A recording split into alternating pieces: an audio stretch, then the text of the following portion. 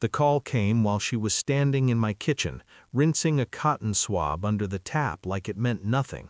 Water ran. My heart didn't. She turned her back to me as she answered, lowering her voice the way people do when they think privacy still exists. I watched the muscles in her shoulders tighten, just slightly. A tell. She had so many of them. I'd memorized them over the years without realizing why. "Yes," she said. A pause. Another pause, longer this time. Her eyes found mine in the reflection of the window, not directly, never directly, just enough to check if I was watching. "I understand," she whispered. When she hung up, she didn't look relieved. She looked cornered. The swabs sat on the counter between us, 3 of them, small, clean, clinical, our children's names written in her careful handwriting. She capped the last tube and slid it into a sealed envelope with hands that were steady enough to fool anyone who didn't know her. "Routine," she said, "just to be safe." I nodded. I always nodded. But something in the room had shifted. Not loudly, not dramatically.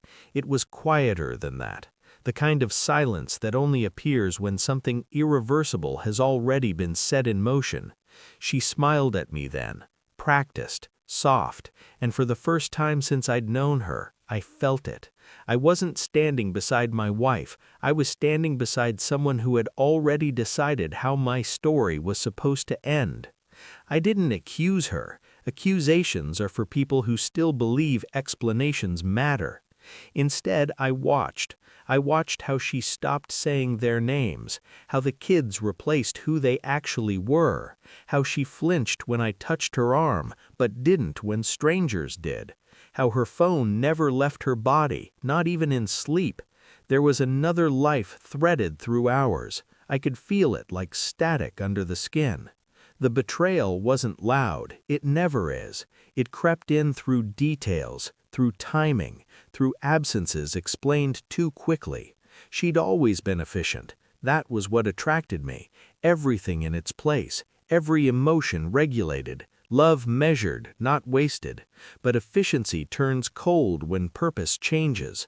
I found the first crack late one night, scrolling through old files she thought were deleted. Secure folders don't erase guilt, they just hide it badly. Names disguised as numbers, transfers that didn't make sense until I stopped assuming innocence. She wasn't cheating on me, she was working, and somewhere along the way we had stopped being a family and become an assignment. I remembered things differently after that. Conversations replayed with new weight. Her insistence on genetic testing for their health, her questions about my extended family, bloodlines, history. Thornton. My name had always sounded heavy. Now it sounded marked. I didn't confront her. I didn't panic. I planned. I let her think I was blind. I kissed her goodbye every morning. I asked about her day. I laughed when she told me lies that had been rehearsed to sound spontaneous. At night, while she slept, I rebuilt her world piece by piece. Phone records first, not messages. Those were clean, too clean. Metadata told the real story. Patterns, encrypted calls routed through numbers that never stayed the same. Then the finances, quiet accounts, shell organizations, a trail that didn't lead to another lover but to something far more deliberate. I learned restraint during that time, the kind that tightens the jaw but loosens the mind. Rage is useless unless it's controlled. I needed clarity. The DNA test was her idea. That was the part that almost impressed me. She thought confirmation would make it easier, thought numbers would turn people into data, thought biology would sever whatever human hesitation she still had left. I watched her mail the samples, I watched her wait, and I watched her begin to unravel without even realizing it. Shorter breaths, longer silences, a woman counting down to something she told herself was necessary. I wondered if she ever thought about what would happen if she was wrong, if the children weren't mine, if the bloodline ended cleanly, or if the bloodline stared back at her in a mirror she could no longer avoid.